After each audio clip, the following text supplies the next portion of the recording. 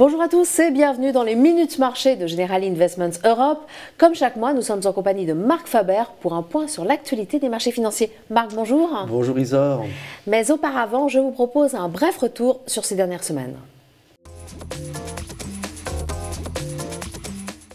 Les marchés actions ont plutôt bien résisté au cours du mois de mars avec des indices globalement stables. Les investisseurs veulent toujours garder espoir, mais attention, ce calme apparent cache une certaine nervosité.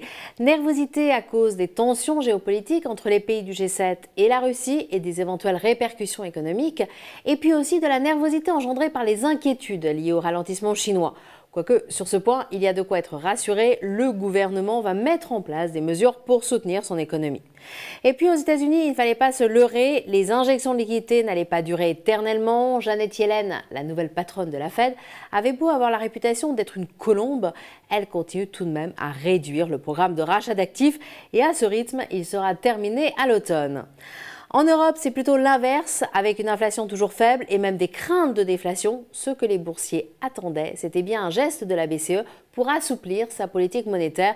Mais les cambistes, eux, ne semblaient croire que ce qu'ils voyaient. Et tant que rien n'était annoncé, ils ne réagissaient pas sur les marchés d'échange. Bien au contraire, l'euro a même dépassé le seuil de 1,39 $ au cours du mois. Et maintenant, retrouvons Marc Faber.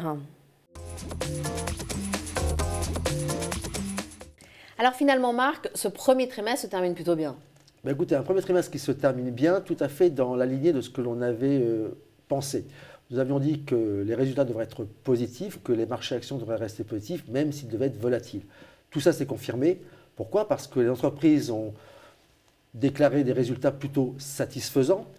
Nous avons toujours des liquidités sur les marchés financiers et l'ensemble fait qu'il y a aussi, je dirais, un appétit pour la croissance, certes pas très élevé, mais retrouvé. Donc, pour résumer, il n'y a pas vraiment de motif de baisse. Alors, ils peuvent toujours être présents parce que vous pouvez avoir des soucis géopolitiques, vous pouvez avoir des interrogations sur certains pays, et je pense notamment à la Chine, mais aujourd'hui, compte tenu de ce qu'il y a sur les marchés financiers, compte tenu des rendements que l'on peut obtenir sur certains produits qui ne sont pas extraordinaires, il reste un appétit, un attrait pour les marchés actions. Alors, en tant qu'investisseur, qu'est-ce qu'on fait dans ces cas-là? Nous continuons de privilégier les actions.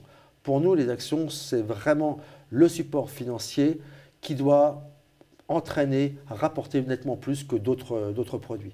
Donc, pour nous, sur un investissement de 100, eh bien, il faut encore être à 50% sur les actions et 50% sur autre chose. Et toujours les actions européennes?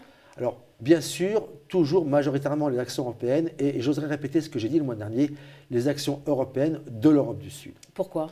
Tout simplement parce que cette zone géographique est une zone qui retrouve de la croissance, qui s'est transformée et qui se transforme. Donc, pour nous, les gains sont certainement plus à obtenir vers l'Europe du Sud que vers l'Europe du Nord qui a déjà fait un parcours boursier relativement très intéressant.